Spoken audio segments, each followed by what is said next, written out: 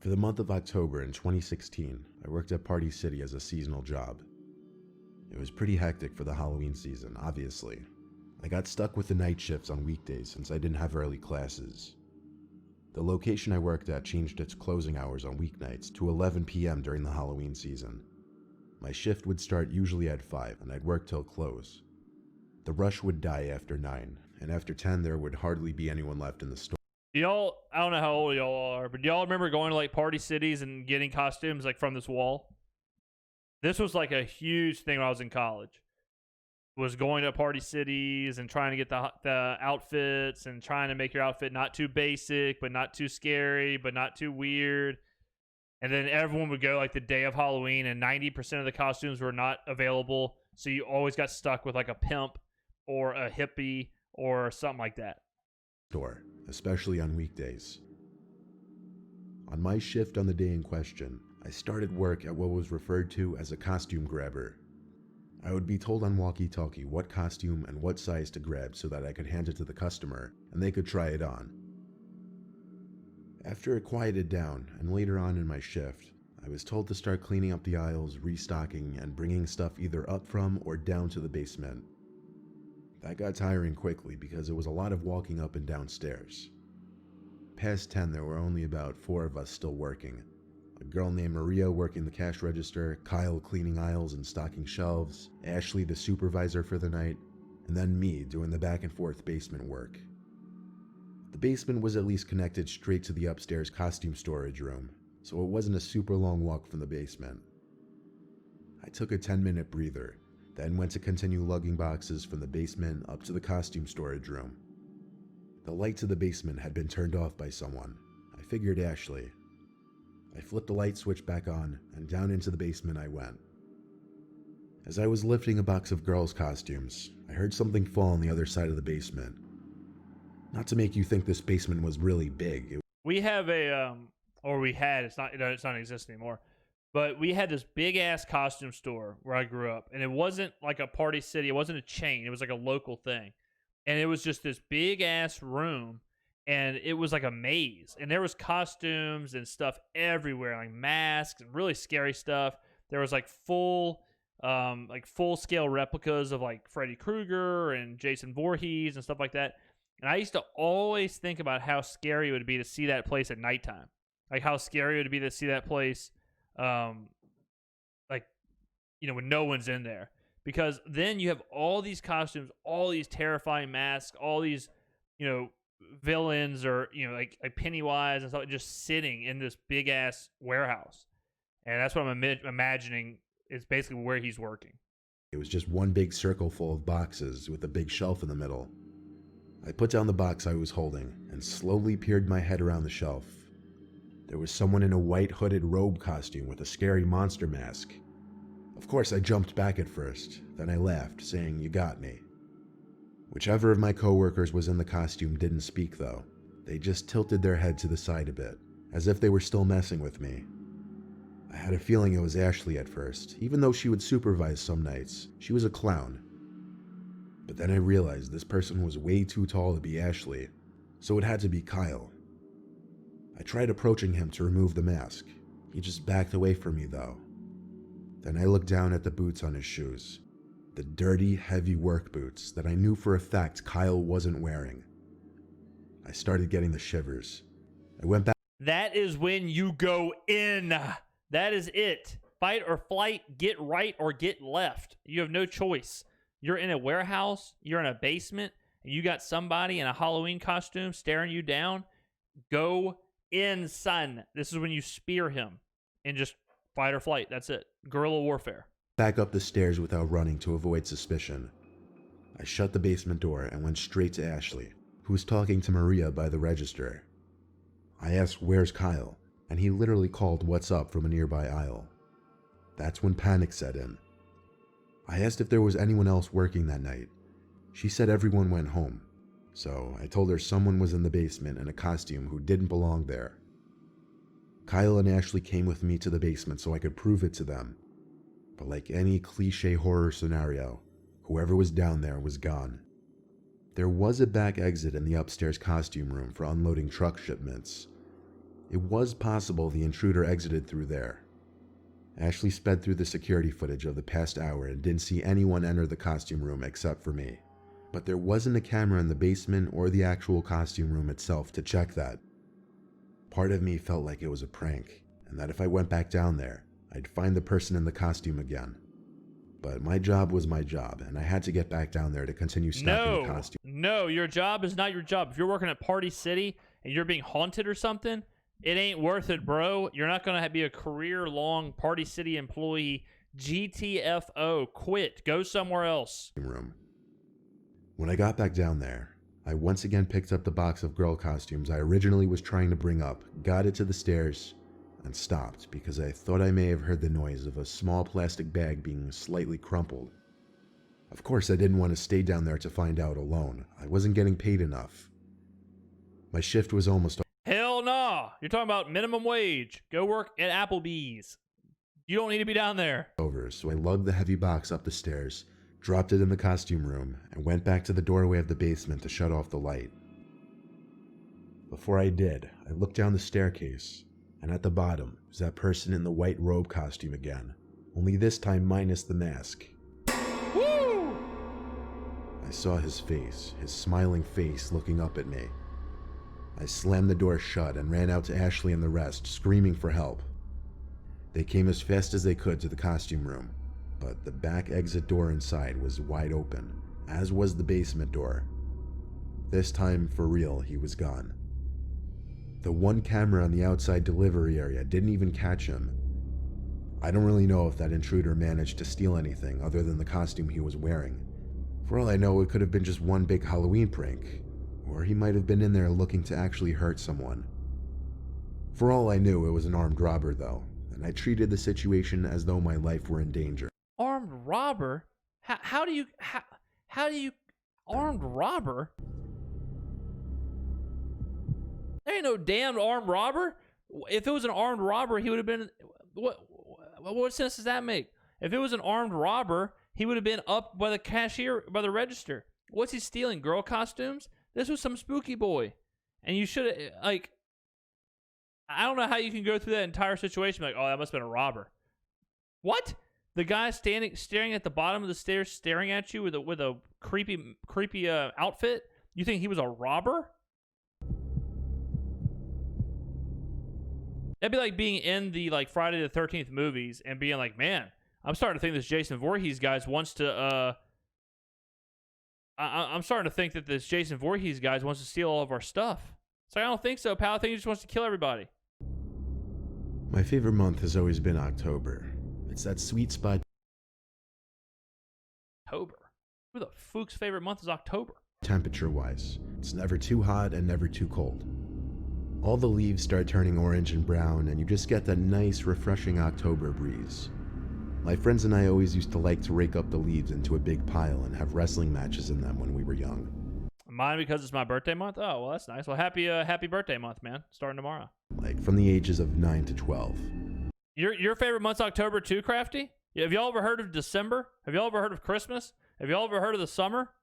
The hell? I think when we were about 10 or 11, it was towards the end of October, and a lot of the leaves had already fallen off the trees.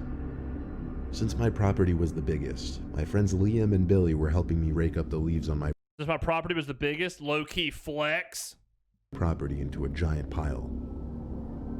It was a cloudy, windy day, getting a little late. The house we lived in at the time was a corner house with a huge space on the side next. God, this dude's just flexing on everybody. Corner house, corner lot, huge space, big yard. Like, dude, we get it. Well, what is his? Is his Mercedes Benz about to be haunted? To the sidewalk, which ran into a short dead-end street with only 2 houses in it, one of which owned by an old stoner couple who didn't care about anything, and across the street from that was a small, disheveled house, whose owner never seemed to come outside. So this allowed us to be louder and more obnoxious without worry of a lot of neighbors watching or caring. We wrestled around for probably half an hour, then we went inside after getting tired to have a snack and play video games. The two of them wanted to go back outside for a nighttime triple threat match in the leaves again. Oh my god. A nighttime triple threat loser leaves town ladder match? Let's go, baby. That's what we called our wrestling matches. We always acted like we were in the WWE. When we got back out there, it was almost completely dark, but a street light that stood in the dead end lit up this side of our property so we could see enough. It seemed as though there were a lot less leaves in the pile right off the bat this time. We tried wrestling a little more, but the pile just spread too far, so we had to grab the rakes and start building the pile again.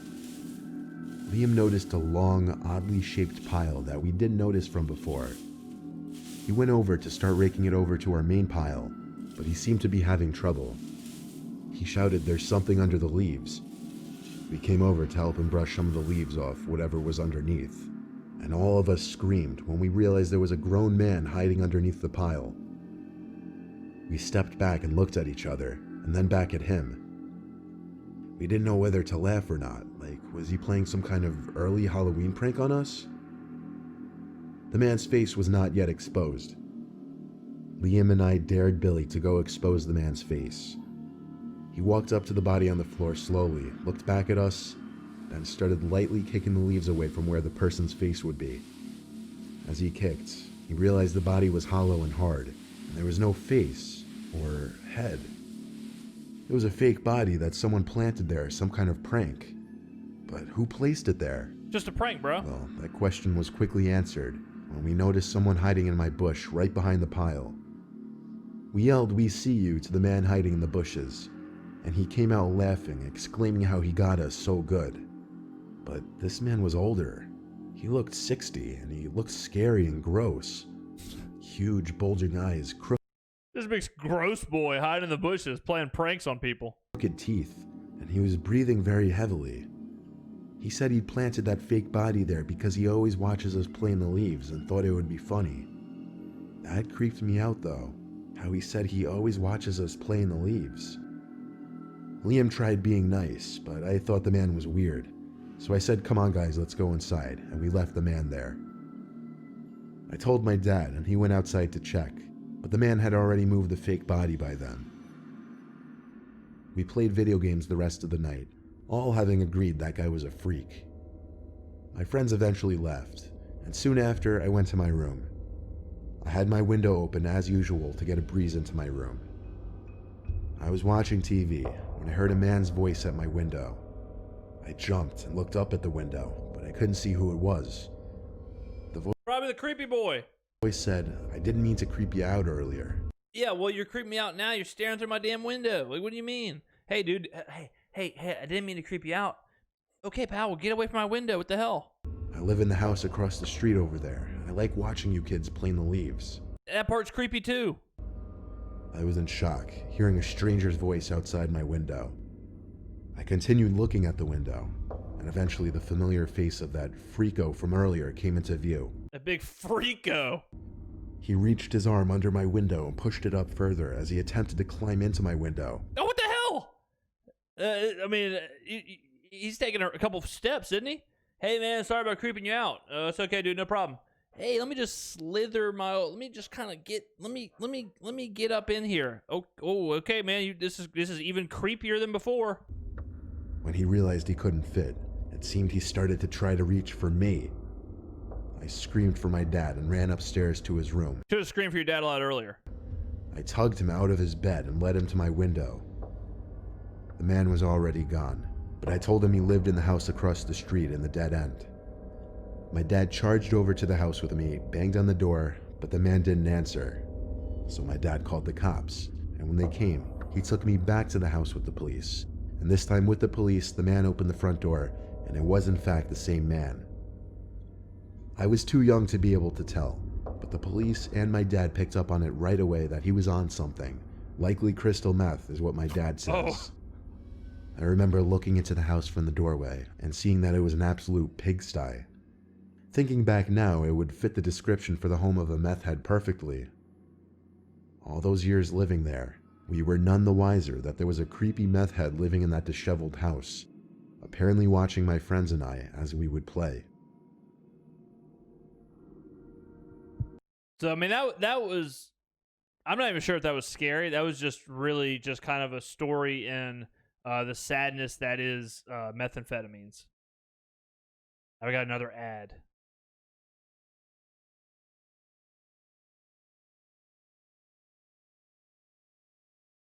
For the purpose of this story, she'll be named Nikki. We had been talking and hanging out like once a week for a few weeks. She wanted to do a bunch of October activities, so I came up with the idea that we go apple picking. She loved October activities, apple picking, crystal meth, etc., etc., etc. it. So we hopped in the car to take a trip to the nearest apple picking orchard, which was about a half-hour drive away, out of the suburbs to the more rural part of the area. We live in Jersey, so there's an abundance of places to go, but I let her pick where. It said we were still about 20 minutes away, and we were driving down a scenic road with little to no traffic. We actually passed what appeared to be another apple orchard, so we turned down this dirt road up to a small wooden farm-like house, but there were no cars, no people, not even a little stand where people would go to pay to enter. It seemed it wasn't open for business, or maybe it just wasn't open to the public at all. The house was very poorly kept. It almost looked as though nobody lived there. As we walked around the property, Nikki said she felt uncomfortable. Yes, I would feel uncomfortable too. It's not your property. You're trespassing. That uncomfortable feeling you have, that is called trespassing. That is called breaking the law. That is called a felony. So we got back in the car and continued the route to the originally planned destination. However, when we got there, this one was also void of people, though this one at least had a closed sign at the stand. I told her, what if we went back to that first orchard that looked almost abandoned and just go picking there? We'd have the whole place to ourselves. Yeah, what the hell? I mean, like, whatever happens to these people, it's almost deserved. I mean, what kind of idea is that? Let's just break into these people's farm and steal all their stuff? That sounds like a romantic getaway. At first she was hesitant, but I convinced her. Oh, good. Well, then you're a monster. So I drove us back and found a low-key place to park on the grass by the A low-key place to park because no one else is there. Every place is probably pretty low-key. woods. We walked through the crushing leaves on the dirt path. If we were trying to be discreet, that was out the window. There was a little wooden fence we had to hop, but it was easy. Once inside, we were hidden by the symmetrical rows of thick apple trees, but our feet were also covered in tall grass up to our shins. We started walking down the row of trees, filling the plastic bags we brought from my car with the best apples we could find, though admittedly there weren't many. There was a certain thrill in How about these people leaving a bad Yelp review? Admittedly, they weren't very great apples here at this not open, not for public, not an actual apple orchard. doing this, knowing we weren't supposed to. We had some fun with it. I would start launching apples up in the air, and then I would start pretending like I was going to throw apples at Nikki. She started screaming, running off, telling me to stop.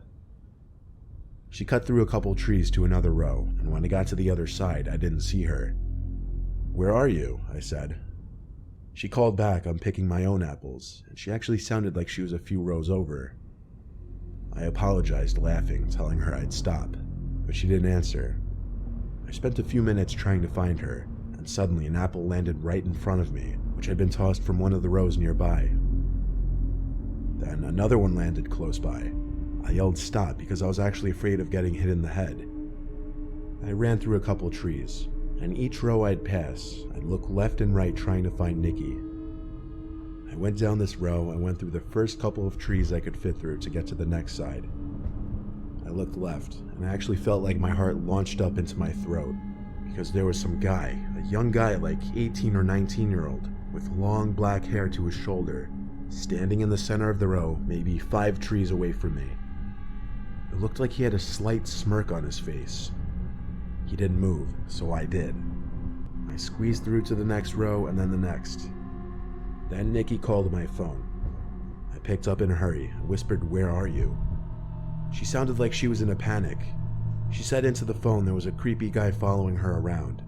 She tried talking to him, but he wouldn't say anything, and he looked like he wanted to hurt her, and her description of him matched the guy I just saw. I told her to meet me back at the car. I ran the way back, and Nikki was already waiting at the car.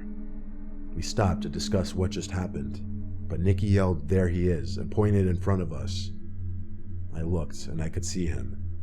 He was half hidden by an apple tree, could only see his left arm, left leg, and half his face. The way he was just creepily spying on us, I had to get... I mean, creepily spying on you, like, dude, you're breaking and entering. I mean, this guy's well in his rights to just kidnap you and Nikki and keep you for the rest of eternity. Get us away. I did a 3-point turn off the grass onto the dirt road. We passed the decrepit barn-like house and got back on the road. We talked over possibilities. Maybe he lived there. We passed by a fruit stand on the side of the road with a few people working on it. Nikki and I lost our apple bags, so we figured we'd at least stop here. We picked up some apples and berries, and I just had to ask them about the apple orchard down the road. The two ladies working the fruit stand proclaimed nobody should ever go anywhere near there. The owner's son had killed his girlfriend and then disappeared. Her body was found near the orchard in the forest. The dad still owns the orchard to this day, but he hardly ever returns and doesn't keep up with the place. We practically jumped in their faces as we asked them to describe the son, but they had never seen him and don't know anything about him. I admitted to them that we went apple picking on the property and some creepy young man was following us. The two women said that it was best that we got out of there when we did. They also kind of scolded us for not calling the police. However, one of the ladies said she was going to warn the police. On the drive home, as Nikki spoke to me about it, everything she said really went in one ear and out the other, because I really thought to myself, did we actually run face to face with a missing murderer? Yes. In an apple orchard? Yes. I still get chills, wondering if that guy is still out there, in that Probably. orchard. Woo. Mr. Nightmare, dude. He does it every time. Mr. Nightmare. Spooky stories, man.